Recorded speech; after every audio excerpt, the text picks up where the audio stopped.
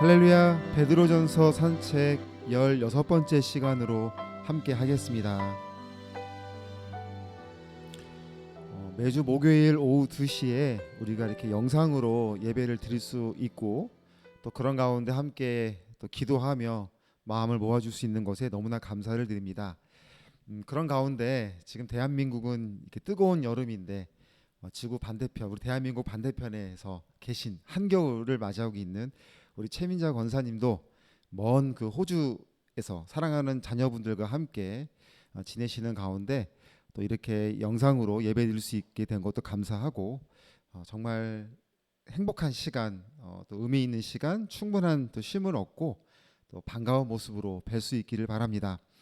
또한 이 예배를 드리는 가운데 이제 여름이다 보니까 이제 저를 또 걱정해 주시는 분도 계시더라고요. 뭐 말랐다든지 뭔가 좀 이렇게 피곤해 보인다든지 뭐 이렇게 말씀을 주셔서 너무 감사드리고, 너무 감사하더라고요.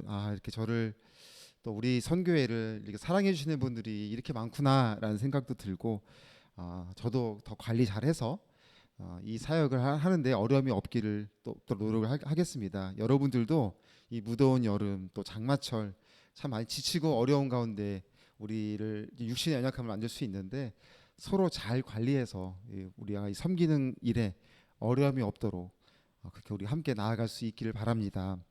오늘 베드로전서 말씀을 가지고 같이 나누겠습니다. 오늘 이 8절에서 마지막으로 말하노니라고 시작하는 본문에서는 5개의 겉면을 하고 있습니다. 그래서 이것을 좀 나눠보면은 마지막으로 말한다라고 하면서 마음을 같이 하고 있고, 동정하며 사랑하며 불쌍히 여기며 겸손하며라고 되어 있어요. 그래서 이렇게 5가지의 겉면을 오늘 이 주어진 시간에 좀 살펴보고자 하는데, 첫째, 다 마음을 같이 하여라는 이 의미는 화합을 말씀하는 겁니다. 화합. 그러니까 화합이라는 이 사전적 의미를 찾아보면 화목하게 어울린다라는 뜻이 있어요. 그러면 이 화목이라는 뜻은 무엇이냐라고 할 때, 이 화목이라는 뜻에는 서로 뜻이 맞는다라는 말이 있는 거죠. 그러니까 우리는 뜻이 같은 사람들과 어울리면 행복하고 즐겁습니다. 그런데 언제나 같은 건 아니죠. 상황에 따라서는 생각이 달라질 수 있습니다. 그래서 갈등이 생길 수도 있고 오해가 생길 수도 있습니다. 한번 생각해 보세요. 왜 갈등과 오해가 생기는가? 서로의 뜻을 같게 하는 것이 아니라 한 사람의 뜻을 다른 사람이 따라오도록 강요할 때 거기서 갈등과 오해가 생기게 되죠. 이런 상황을 어디에서 가장 많이 보게 되죠? 바로 우리 가장 가까운 가정에서 보게 됩니다. 혈기왕성할 때는, 신혼 부부일 때는 막 혈기왕성하니까 서로의 뜻이 막 부딪히면서 맞춰가는 시기가 있죠. 근데 세월이라는 그 도구가 서로의 어떤 모난 곳을 깎고 다듬어서 둥글둥글하게 만들어서 그렇게 가정의 평화를 이루어지게 만드는데, 그런데 현실적으로는 어떻습니까? 목소리 큰 사람이 주도권을 잡잖아요. 그러니까 목소리 큰 사람이 역할을 하면서 그냥 그 가정이 유지되는 경우가 있는데, 오늘 이 성경에서 쓰인 이 다 같이 마음을 같이 하여라고 쓰인 이 단어의 그 의미에는 조금 다른 관점의 말씀을 하고 있는 것입니다. 쉬운 성경을 보면 이렇게 되어 있어요.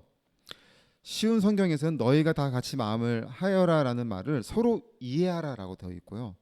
이 단어의 헬라어 호모프로네스에는 동일한 견해를 가지라는 것이 아니라 서로의 관심사들에 대하여 민감하고 기꺼이 동의해 주라라는 의미가 있는 겁니다. 그러니까 우리가 생각하는 화합과 성경에서 말씀하고 있는 이 화합은 이런 차이가 있는 거예요. 자신의 뜻을 관철시키는 것이 아니라 서로의 차이가 있음을 인정하는 것, 그리고 그 차이점을 어떻게 다루느냐가 중요하다라고 말씀하고 있어요. 어제 이제 저는 이 말씀을 묵상하면서 저희 아내와 이런 뜻이 있음을 또 나누게 되었는데, 그런 나누는 가운데 생각지도 못한 긴 시간을 통해 대화를 이렇게 하게 되었어요. 그 긴 시간의 대화를 통해서 좀 상대방을 잘 알고 있다고 생각을 했는데, 각자의 생각과 마음이 또 다른 부분도 있다는 것을 또 보게 되고, 근데 그런 가운데서도 자신의 뜻대로 막 그 뜻을 이해시키고 막 받아들이도록 하는 그런 자리가 아니었고, 그저 자신의 자리에서 자신의 입장에서 서로의 마음을 살펴보는 그런 과정의 마음들이 되었어요. 그러다 보니까 대화에 갈등이 생기지 않았고, 상대의 뜻을 살펴보려는 동정하고 사랑하고 불쌍히 여기는 마음이 생기더라라는 거죠. 근데 이 마음이 너무나 좋아서 이제 그렇게 대화를 마치고, 이 마음이 오늘 성경 8절에서 생각하는 5가지의 마음들이 그 경험하는 그 마음이 너무 좋아서 다시 오늘 이 말씀을 가지고 묵상하는 가운데, 서로의 차이점을 인정하는 것, 그리고 그 차이점을 어떻게 다뤄야 하는가에 대한 나름대로 정리를 한번 해보게 되었어요. 그 3가지 정리를 하게 되었는데, 우리가 정말 성경적인 화합을 이루는 일에 3가지가 필요하다라고 할 때, 첫째는 말씀드린 대로 서로의 차이점을 인정하자. 살아온 문화가 다르고 가정의 문화도 다르고 살아온 삶의 방식도 달라요. 그러니까 함께 지내온 세월이 많다고 해서 늘 내 마음과 같을 거라고 생각하지 말자. 서로의 차이점이 있다는 걸 인정하자. 그리고 나서 둘째는 하나님의 자녀로 더욱 존귀하게 대하자 였습니다. 그러니까 하나님의 존귀한 자녀로서 서로를 바라보면 차이점이 있음을 인정하고 그조차도 존중해 주는 그런 사랑의 마음이 되어진다. 그러니까 남편과 아내가 아니라, 부모와 자녀가 아니라, 직분과 역할에 따라서가 아니라 하나님의 형상으로 지음받은 사람과 사람으로서 대하자. 그러니까 그조차도 존귀하고 나도 존귀하고 함께 하나님의 자녀로 존중해 주는 마음을 갖자. 그리고 3번째는 분주함을 내려놓자였어요. 차분한 대화가 되려면 여유가 있어야 됩니다. 분주함은 대화를 단절시켜요. 물론 일상적인 대화는 가능해요. 뭐 밥 먹어요? 일어나세요? 대화는 가능해요. 그러나 마음의 여유가 있어야 자신의 마음도 돌아보고 상대방의 마음도 헤아려 보는 기회가 된다라는 거죠. 그래서 오늘 이 3가지를 제가 이제 건면하면서, 저희 가정은 이제 함께 사역을 하고 있기 때문에 웬만한 어느 가정보다도 저희는 많은 시간을 함께 하고 있고 또 많은 대화를 하고 있다고 생각을 했는데도 불구하고, 오늘 말씀을 통해서 깨닫게 되는 것들이 이렇게 있다는 것을 여러분들과 나누게 되었는데, 여러분들의 삶 속에서도 한번 적용시켜 가면서 성경적인 화목을 이루어 나가는 은혜가 있기를 바랍니다. 아멘. 11절을 보면 이렇게 말씀하고 있어요. 성경 11절에 악에서 떠나 선을 행하고 화평을 구하며 그것을 따르라라고 말씀하십니다.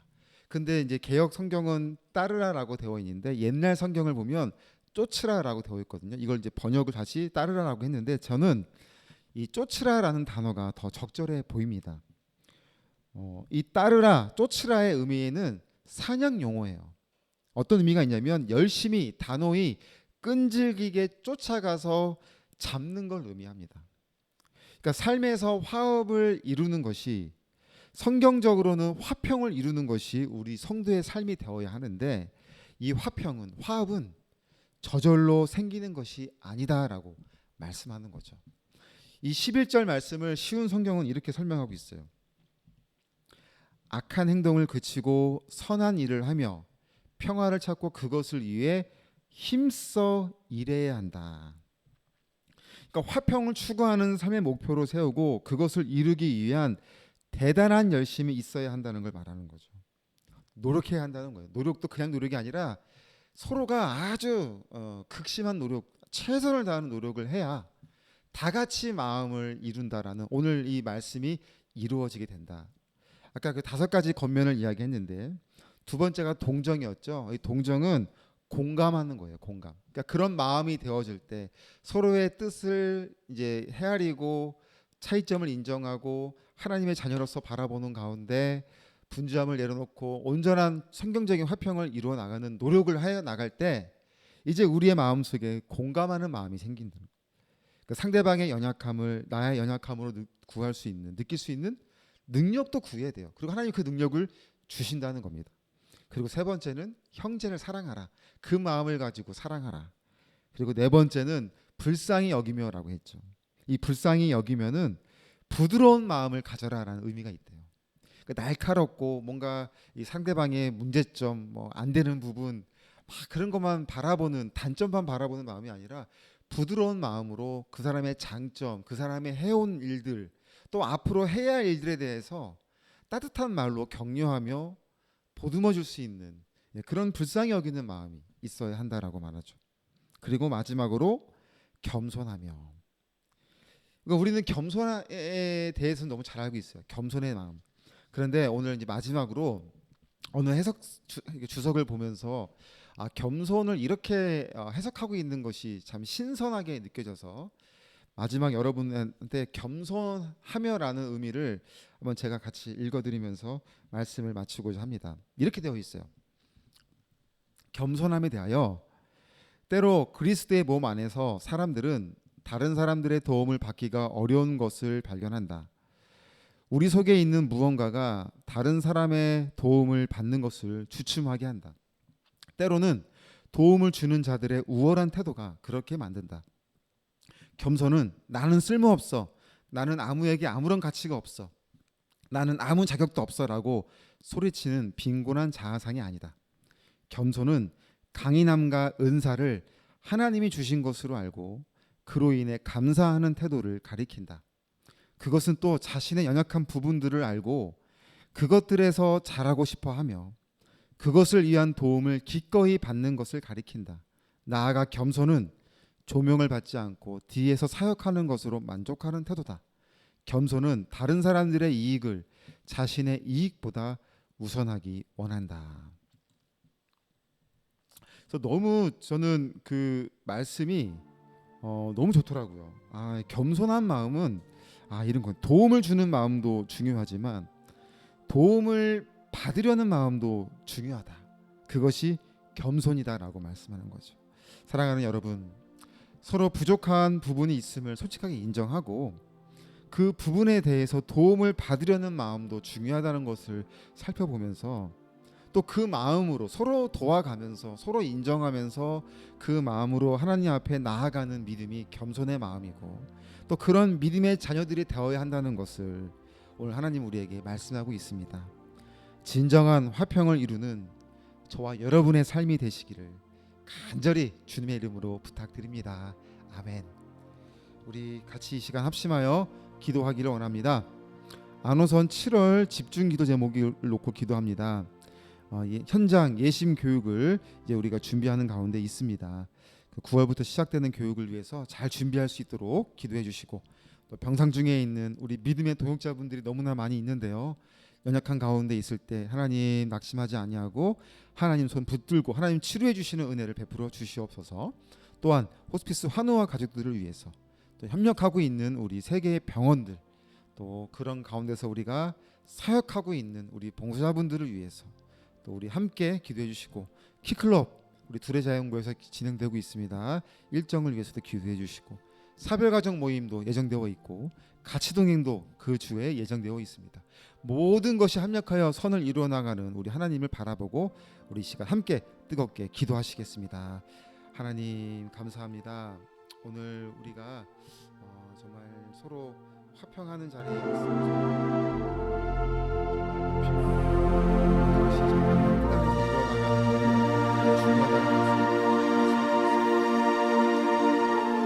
우리는 살다 보면 자기 주장이 강해지고 항상 자기가 옳다고 하는 그런 생각에 사로잡혀서 늘 나의 연약함보다는 남의 연약함을 보고 또 상대방의 뜻을 헤아리기보다는 내 뜻을 헤아리는 가운데 그것을 먼저 감춰시키려고 하는 모습들이 우리 안에 있었어요. 오늘 말씀처럼 각자가 다 하나님 앞에 부르심을 하나님의 형상으로 지음받은 존귀한 자녀라고 한다면 난 소중하지 상대방도 소중하다. 그러하기 때문에 서로가 다르다 할지라도 그 차이점을 인정하고 보듬어주고 바라볼 수 있는 마음으로 진지한 대화가 이루어질 때 우리 마음에 여유가 있어야 주님의 마음과 사랑으로 온전히 그들을 바라보고 이해할 수 있고 그래서 세상에 이르는 화평을 파괴하는 성경적으로 이루어진 성경적으로 이루어진